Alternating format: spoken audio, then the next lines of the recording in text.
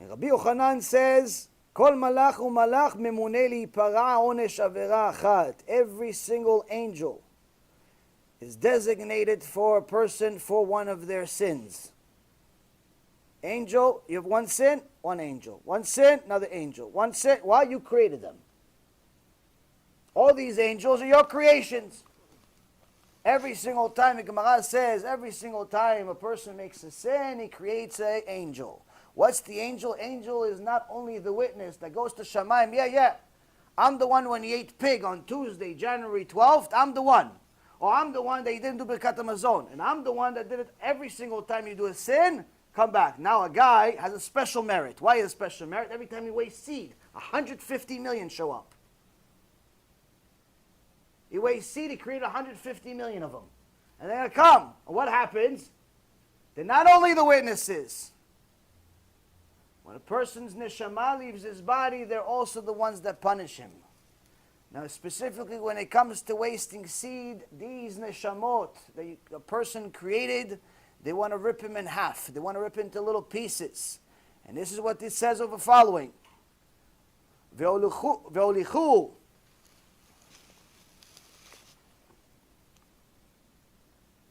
והוליכו אצל המלך, אמר להם המלך, מה אעשה לכם? לכו וחילקו ביניכם. All of these people, all of these debt collectors are coming to the king, saying, listen, this guy owes us money. He owes us money, what do we do? King says, what do you want from me? Go collect your money. ובאותה שעה נפשו נמסרת בגיהנום למלאכים אכזרים ומחלקים אותו ביניהם. And on that moment, his neshama gets thrown into Gehinnom, and each one of these angels that he created from his sins comes and tears them into pieces. No mercy. There's no concept of mercy in Gehinnom. The Gemara Bava Metzia, page 58b, also says in a Bereta, says, Shlosha yodim leGehinnom ve'enam olim. There's several different types of people, 3 different people specifically mentioned in this Bereta that go into Gehinnom but never come out. Who are they? Abal eshet ish. Someone who goes with a married woman. What does it mean? He has to have sex with the woman and then he goes to Gehinnom forever? No. You want to go dance with a woman that's not your wife? You want to go kiss a woman that's not your wife? You want to do anything with someone that's not your wife? You have a problem. You have to do tshuva. All these idiots that have other people dance with their wives at weddings, or they dance with somebody else's wives at bar mitzvahs, they think it's a mitzvah. Oh, wow, it's unity, it's Am Yisrael. Okay, no problem. Umalbin pnei chavero berabim, someone who likes to embarrass other people in public. Oh, you want to embarrass the guy in public? You like it, enjoy it? No problem. V'nishba b'shem Adonai l'sheker, someone who swears in the name of God for, as a lie. Young people say, I swear every 5 minutes. They think it's a joke mentioning God's name. ויש אומרים, אף המתכבד בקלון חברו, someone who likes to take honor as a result of his friend's downfall. We had a whole shiur about this maybe about a month and a half ago. It mentions it in Proverbs, it mentions it in the Mishnah, it mentions it here, it mentions it in the Zohar, it mentions it in the Torah, it mentions it everywhere. This is literally one of the worst possible things you could do. Take advantage of somebody else's downfall. Celebrate their downfall.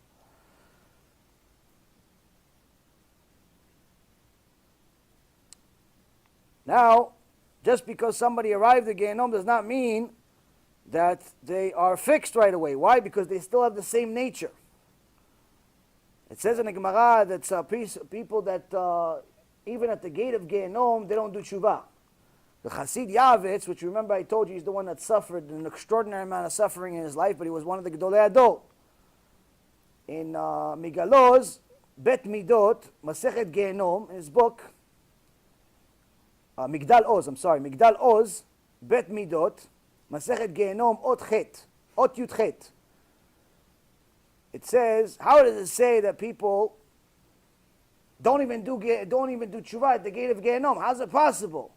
The Yavit says, no, the Reshaim up to the gate, they don't do tshuva. Once they go into Gehinnom, everybody does tshuva. Everybody does tshuva inside.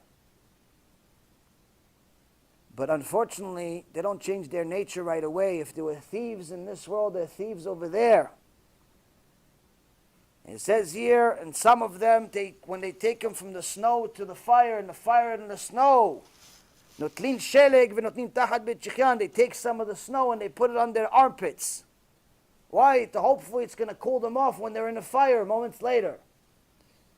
V'akadosh Baruch Hu omer lahem, the angels of Hashem, say to them, Reshaim, oy lachem, she'af b'gehinnom atem gozlim. Even in Gehinnom you're thieves. Even in Gehinnom, you're still thieves.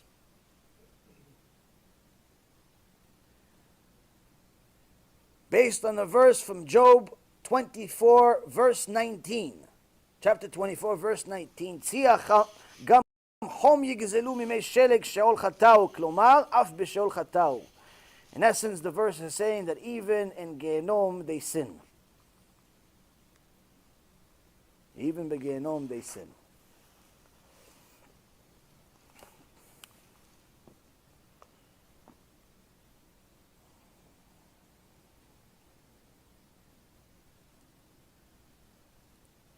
You guys had enough or you want more?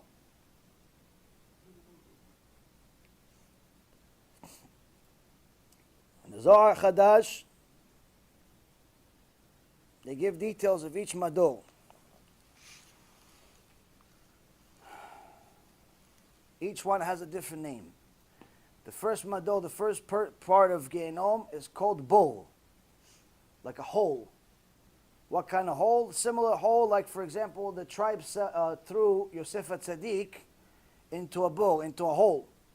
Bowl she'en bo mayim aval nechashim ve'akravim yesh bo. A hole that has no water but has scorpions and snakes. Kach hamador hazeh hanikra bowl. Kitot shel malachei chabala ke'en nechashim usrafim asher en lahem lachash. So this is a place where you have all these different types of snakes and types of creatures that torture the people. Now who is in control of it? Shlosha mimunim, shlosha begehinnom, sholtim begehinnom. 3 are generals of Gehinnom under the leader. Who is the leader? Mitachat yad Duma. Duma is the name of the leader. And what's the name of the 3 generals there? Their names are Mashchit, Af, Vechema. Mashchit, Af, Vechema. Now, where do we see this in the Torah? In the book of Deuteronomy, Parashat Ekev, chapter 9, verse 19. Moshe Rabbeinu says to Am Yisrael, I was terrified from the face of Af and Chema. Now, Af also literally means wrath, and Chema means blazing. But in reality, he says, I went up there in Shemaim and I saw the leaders of Gehinnom and I was petrified of them. This is Moshe Rabbeinu.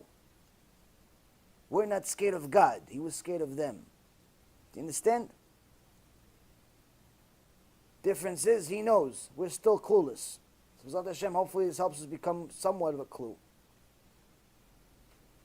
V'kol ha'acharim emunim tachtam, and every other demon, not demon, or any type of ruach or different mashchit being that is a destroyer over there is under these 3 leaders that are under this one leader named Duma.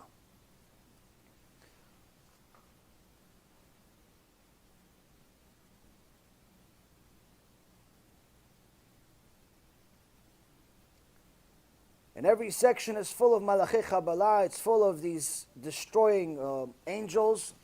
וכולם מרעישים גיהנום ונשמע קולם לרקיע. וכל הרשעים ואומרים, why, אין מרחם. It says, and all of those suffering in this particular section, we're just talking about the first, the lowest, the best one, the best case scenario. Their screaming is heard from one end of the world until the heavens. And what are they saying? Oi, oi! But there's no mercy. En mirachem. There's no one that's merciful. There's no concept of mercy over there. Who gets this? People that go against Talmidei Chachamim. How? What? They make websites against them? No, we're not even talking about that. ואותם שאינם נותנים כבוד לתלמידי חכמים. ואין דנים במקום הזה למבזה תלמידי חכמים. Someone who just doesn't give enough respect to his rabbi. That's it. We're not even talking, specifically says, we're not even talking about someone who makes websites against rabbis, or videos against rabbis, or talks bad about rabbis. No, that's a completely different chamber. That's the fourth one. 3 levels up. 3 levels up. Or down. Whichever one you want to do. Mador Sheni. The second one, Nikra Shachat. The name of it is Shachat. V'i Esh Yerokai. Here it has green fire. I don't know what that means, green fire, but apparently over there there's something called green fire. Ve'en sham ki en choshech, ki im choshech ve'en sham rachamim klal. It says, just so you know, over here there's no such thing as mercy. Meaning, there was some type of mercy in the first one, where the screams go from one side to the end of the earth, here, nothing. There's no mercy at all. If there was anything at all in the first one, this one for sure doesn't have. Nothing. Shem Elchem. Who goes there?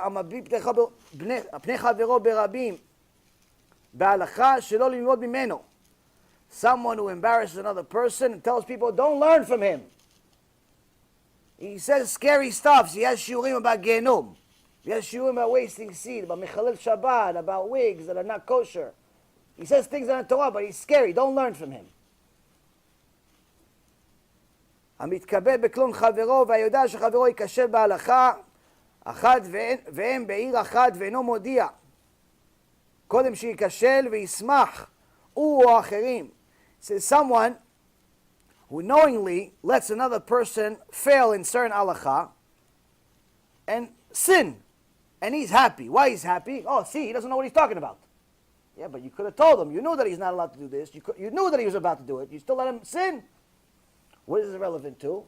All of these fake Care Bear rabbis that let people drive on Shabbat to the Knesset, this is their section. It's one of them. It's one of their section. Now, just so you know, someone that goes to one section doesn't mean that they finish the section, they go to Gan Eden. They have to keep going up. If someone goes to the 6th, they finish the 6th, however long it is, they have to go to the 5th. They finish the 5th, they have to go to 4th, they have to go up. You don't just finish, oh, you go to 6th, okay, you got the worst one, but you finish now. No. 5, 4, 3. Just like you counted the money you stole in this life, you have to count in Gehinnom too. Someone who likes to celebrate other people's failure. Someone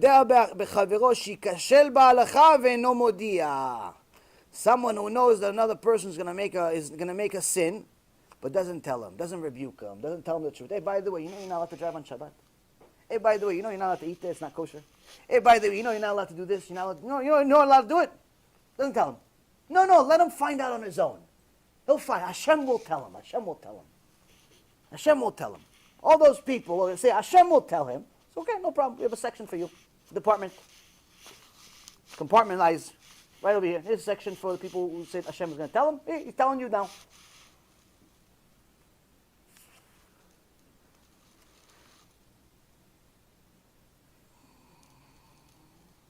Now, all those that think, oh no, this is just for people that died 7 years old without doing tshuva. No, רבותיי. וכיוצא בזה נתבהר שם בתינוק, אחד שהיה מבייש את רבו בקושיות ונענש. There was a baby, not literally a baby, but someone that's a young kid, someone that's even under bar mitzvah age.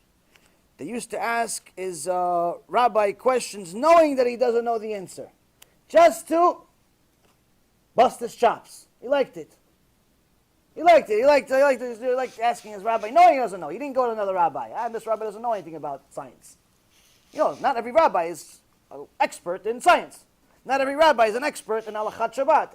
Everybody's an expert in everything. He knew this. Still a kid. He's not an idiot. He's a kid. He knew. But still, look, he doesn't know. Look, the teacher doesn't know. So we don't have to do it. The teacher doesn't know. We don't have to do it. Okay, he has also a special place. He also has a special place. But he's less than 20. Yes, he's called baby too. In there. He's called baby. Amador Shlishi. Oh, and what happened to this baby, this young kid? They judged him for 7 days where they bathed him with something, and there's no concept of this in the world, but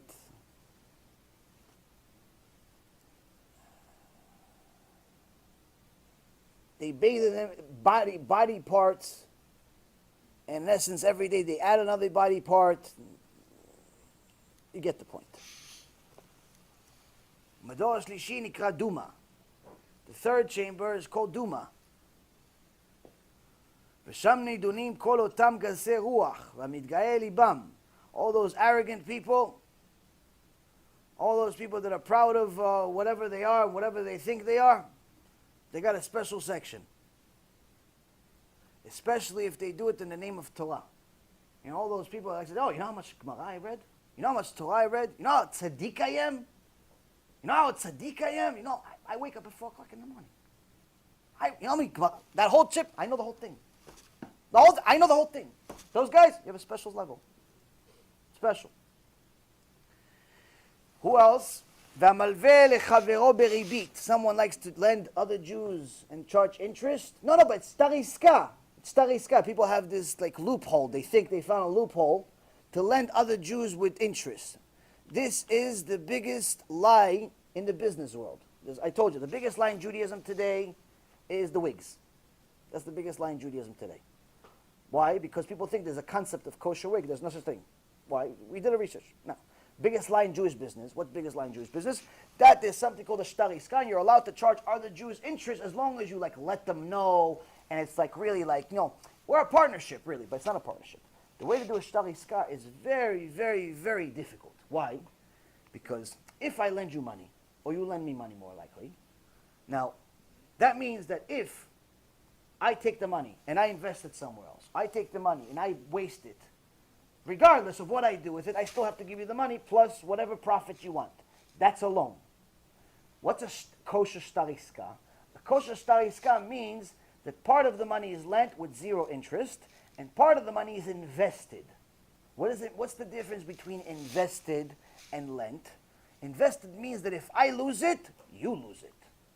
So if you lent me, let's say $100,000, and you say, listen, we have a deal, you have to give me $125,000.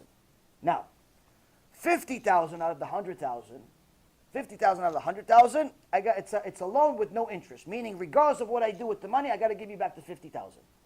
The other 50,000, if my deal works out, I have to give you 50,000 plus 25. That means I have to give you a total of 125. But if my deal goes to nothing, goes collapse, I give you nothing. Why? You invested it. That's stariska. That's a kosher stariska. Nobody's doing that. What are they doing? I give you 100, whether you like it or you don't like it, you give me 125 back. That's a loan, my friend. The fact that you wrote a little piece of paper and you write on it, they're going to burn you with the paper. With the paper, they're going to burn you in Gehinnom. Which chamber, if you ask? Third one. Third one. Huh? Okay, so banks in general are owned by shareholders. Not all the shareholders are Jewish. So that's one of the leniencies that you have when you're dealing with non-Jews. But I can tell you in general, many of the big rabbis or the extra tzaddikim do not take loans even from a bank for a house. Like Rabbi Ephraim, for example, refuses to take a loan even for a house. Even for a house. Why? He says maybe all of the shareholders of this bank are Jewish. I don't know them. I'm not taking the risk. Why? You go to the third chamber of hell. Who wants to go to the third chamber of hell? Take loans and give loans. Both. Business open on Shabbat has a serious problem if it's owned only by Jews. If it's only owned by Jews. If it's owned by Goyim, there are certain leniencies that you have, but the reality is that the Jew cannot benefit. The Jew cannot benefit out of any work that's made on Shabbat. Any work whatsoever. So if, let's say, for example, you have a partnership, one Jew and one Goy own a business. And they decide, okay, the business is going to be open on Shabbat, but the Goy is going to run it. Fine, that sounds great. But if the Jew collects even a single penny from the Shabbat business, he's violating Shabbat. Doesn't matter that he's not working. He's violating Shabbat, meaning that every single penny made on Shabbat has to go to the Goy. You cannot benefit out of work on Shabbat. So all those businesses that are creating their own halachot, we have the next part for them. What's the next part? Amegale panim b'Torah shelo kehalacha. Someone who decides to create a new law. What's the new law? No, this is shtariska, but it's like with a twist. It's a business partnership, but with a twist. You create a new law out of nothing. You're just making a joke out of the system. Third chamber. Third chamber. Huh? Eruv. It's different. It's not business. No, but also some people say, how could they have an Eruv in parts of Brooklyn, in parts of Queens? No, Eruv in general is, first of all, Eruv is rabbinical, whereas lending is deoraita. So anytime you have a rabbinical, there's more leniency. Whereas anytime you have something that's biblical, there's low leniency. You go to the stringent side. So that's one major thing that's a big difference between Eruv and shtari and lending. Second thing is that as far as Eruv, really the biggest leniencies go for the Ashkenazi side, whereas many of the Sephardi don't hold by the Eruv. They don't hold by the Eruv. Not all Sephardis hold by the Eruv. And the reason why is because to make a Sephardi Eruv is impossible. Why? It literally has to be a wall. It has to be literally a wall, which you can't do in today's world. I mean, there's maybe one place, I think, in the world, in Israel that has it in a small little area, but in general, there is no such thing as a Sephardic Eruv anymore. There's only Ashkenazi. But most Sephardics hold by the Ashkenazi side also. Most Sephardics hold by the Ashkenazi. Why? Because even the Ashkenazi Eruv, the whole concept, has certain things that you could rely on, because whether you have to rely on 600,000 people crossing the particular street, in essence, the Chachamim say, many of them say there's really no such thing as Eruv anymore. You can't do it anymore, not in today's world. Therefore, it's not a mitzvah you can fulfill. That's what many of the Chachamim that are Sephardic still rely on, that you can actually use the Ashkenazi side. Using a credit card is a problem. Using a credit card is a problem? No, it's owned by shareholders, owned by non-Jews, it's owned by different people. Well, If borrow from a Jew, it's a problem, but if you take a loan from a non-Jew, it's not a problem. No, non-Jew, you're allowed to do whatever you want with a Jew. Lending money or borrowing money from Jews is the problem. Both the borrower and the lender get punished for it. Let's continue because we're already getting late. So people that create their own halachot, like for example, this Rasha Merusha wrote an article about 2 weeks ago, and he calls himself a Orthodox rabbi, or modern Orthodox rabbi. He's closer to J.C. Penney than he is to a modern Orthodox rabbi, or any rabbi at all. But anyway, he said in this article that you're allowed to go eat at any vegan restaurant, regardless of whether it has a kosher stamp or not. Why? Because there's no need for any kosher. If you can't see the bugs, then there's no problem. In essence, he just created a new law in Torah.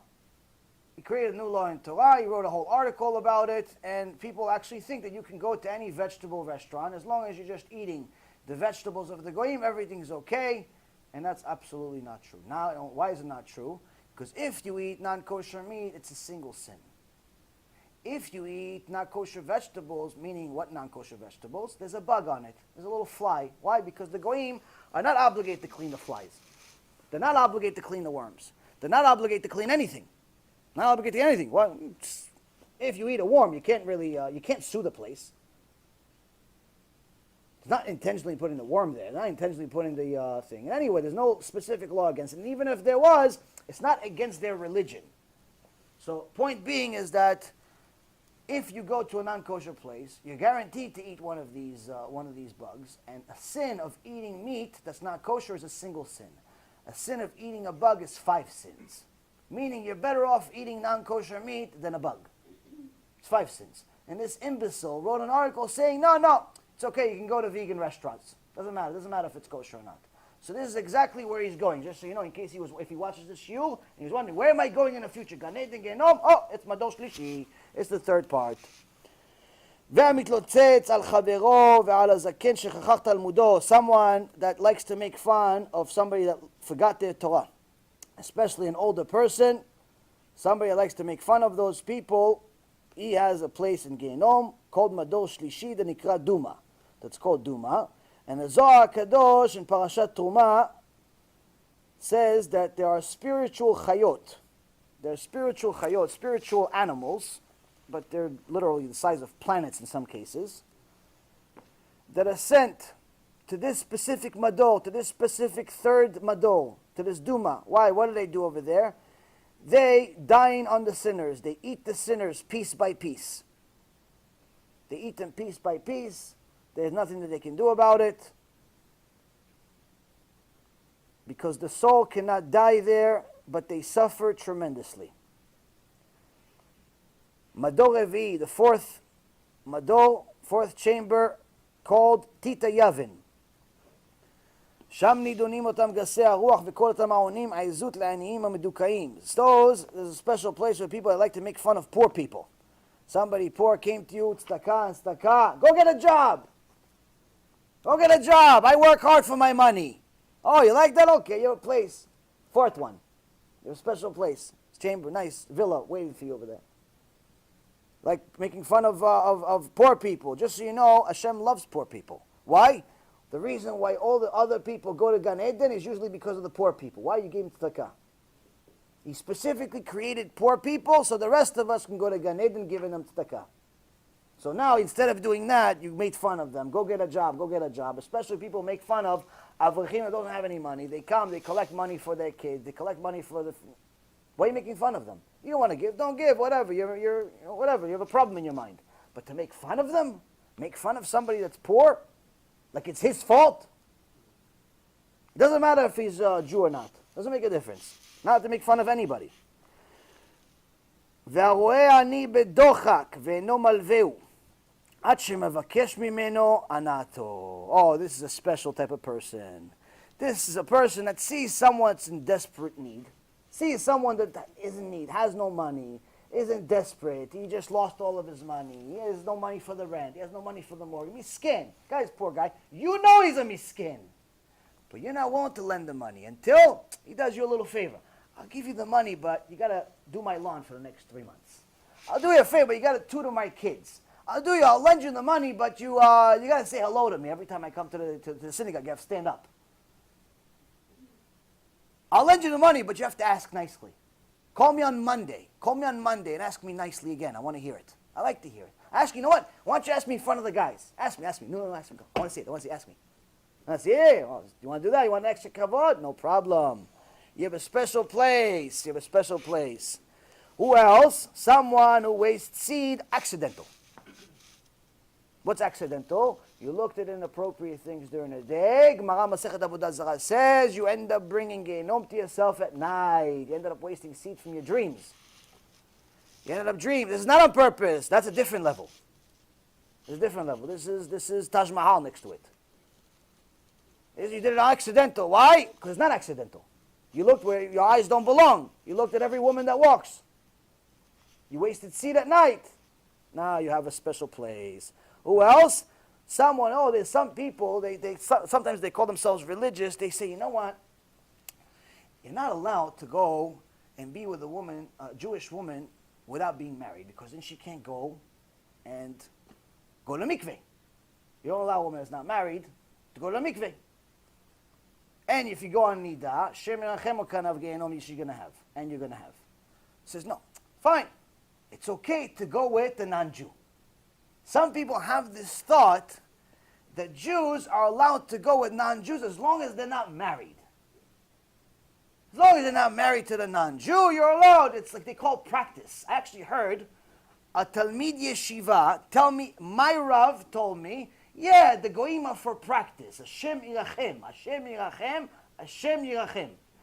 That rabbi, they made him a special section for himself. What they say? Abba la kutit v'nida. If you go with the nida or you go with the goya. You go with the kutit, you have a special place. Where? Madorevi. Madorevi, there's no such thing. No such thing. Now, Zohar Kadosh, Hashem Yerachem Aleinu, Zohar Kadosh says, there's a special angel named Orei Yom, that has a special mission in this Mador. What does he do? All those people that get upset, they get angry, and they lose their mind, and they start cursing even themselves. Or they start swearing, I swear I'm not going to do this anymore.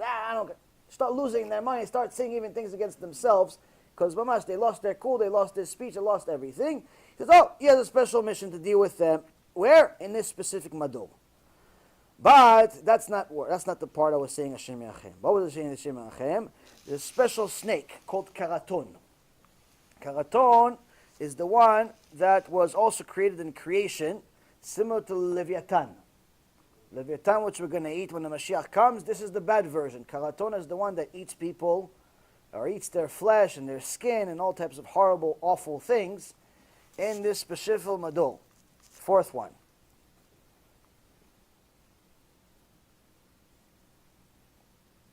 Fifth one.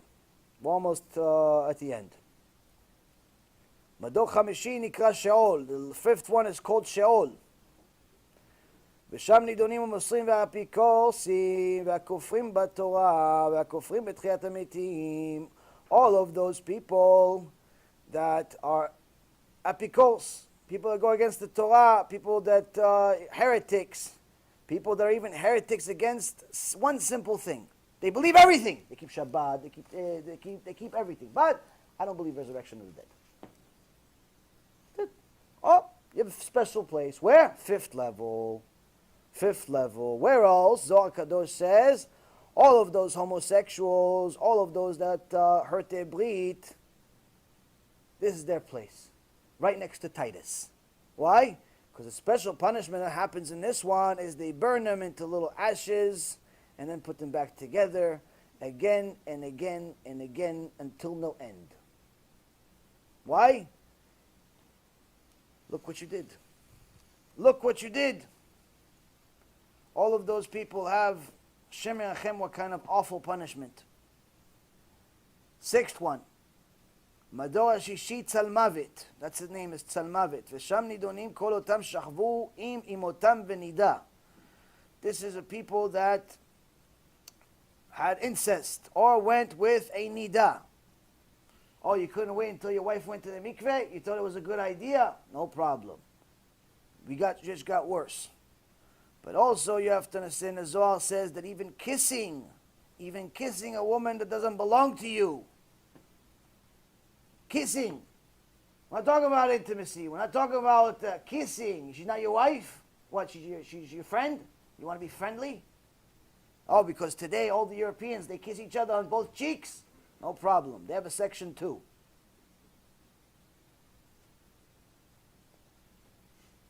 Women that dress immodestly. They always asked, what about immodesty? You haven't mentioned it yet. Yeah, because they're in the worst one. Why are they in the worst one? You dress in extra tight clothes? You want everybody to see what your body looks like even when you're not wearing clothes?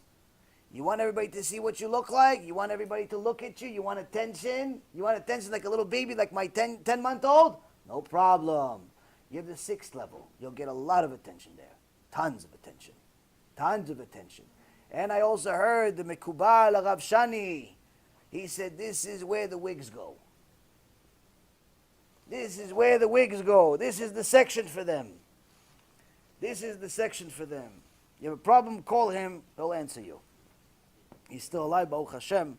He's one of the Mekubalim of this generation. And there's a Maaseh, there's a Ben Ish Chai. There's a Ben Ish Chai who masaret nefsho. He took his soul out of his body. He took his soul out of his body and he saw what happens in Gehinnom. He writes in his book. And he met 2 people. Both of them were decreed to go to the 6th Madol, to the 6th level of Gehinnom. One of them was a thief who robbed people in the woods. He robbed people in the woods. He put a gun or a knife to their head or whatever it was at that time. And he took everything and left them for dead. The other one was a womanizer. What kind of womanizer? He wrote a book. He wrote a book about sex. He wrote a book about, intimacy. He thought he was Romeo. Thought he was cute. So both of them got the same Gehinnom, 6th level. And the Ben Ish Chai says, every so often there would be a malach, after these people are suffering, they would tell them how much time is left. Why? Because the one that was a robber got decreed 400 years. 400 years in the 6th level of Gehinnom. He got decreed 400 years, Rabotai, just in the 6th level. After, when he met him, an angel comes to him and says, 300 years have passed, you have 100 left. So the second one that wrote the book said, well, what about me? What about me? How much time do I have left? So the Malach says, we have no knowledge of how much time you have left. Why not? What do you mean you don't have any knowledge? He says, you're still making sins. What do you mean? I died. I'm here. The book is still out there. People are still reading it. You made a picture, you put it on the internet because you look cute in a bathing suit. And they have it on Facebook. And they have it on WhatsApp. And they have it everywhere. You thought it was cute for you to have a bathing suit picture. You thought it was cute on the ocean. You thought it was cute on the boat. It was cute. People are watching it. You have a problem. Why? You're continuing to make sins. That's why any kosher woman literally has to delete every single picture she has on the internet. Every single one with no exception. Not even a headshot she should have. Unless it's for a shidduch, no one should have a picture of you. Why? Sick minds. Sick minds. Guys will do anything to pervert their mind. And a woman needs to understand that. Guys don't think like women. Women see a guy, they think about personality. Guys see a woman, they see cattle. That's the reality, women. That's the reality. No exceptions. Unless it's a Ben Torah, that's a real kosher person with Yirat Shamayim. He doesn't even look at women. It's a different story. Overall, aside from that, there's no such thing as platonic relationships. You can have a friend that's a male. You can have a friend that's a female, but you're just friends. There's no such thing, Rabotai. There's no such thing. Why? The guy's mind is only a matter of time before he thinks inappropriately. We talked about this further in last week's shiur, so I'm not going to expand. Now here, the Ben Ish Chai says, this is where I also learned what the Rambam said in Ilchot Tshuva. There are 24 things that make tshuva very difficult. Very difficult is an understatement. Why? When someone is a machtia rabim, when someone causes other people to sin because of a book they wrote, a movie they made, a picture they have, a speech they made, whatever, something that's causing other people to sin, very difficult to do tshuva. Why? You have to figure out how to undo it. You have to figure out a way how to undo it. You had a picture of yourself somewhere. You have to literally work really hard to delete it. Why? Because it's not just one website that has it. You wrote a book. You have to make sure you literally buy every single book out there. Which, by the way, that's what, from what I hear, but Rav Uri Zohar, Shichyeh, is one of the greatest Kiruv rabbis in this past generation. But before that, he was a Machtia Rabim. He was making awful, horrendous movies in Israel. Awful, horrendous movies, full of immodesty, but he was at the peak of his career. They literally invited him to Hollywood. And that's when he did tshuva before he went there, Baruch Hashem. But after he realized what he has done and the consequences for it, he took the money that he had and he started buying all the movies in the market. So he could destroy all of them. Because he knew that every single time somebody watches one of his old movies, he's going to get punished for it. So it's not just I do tshuva, I keep Shabbat, I eat kosher, and everything's okay. Tshuva is a lifetime thing.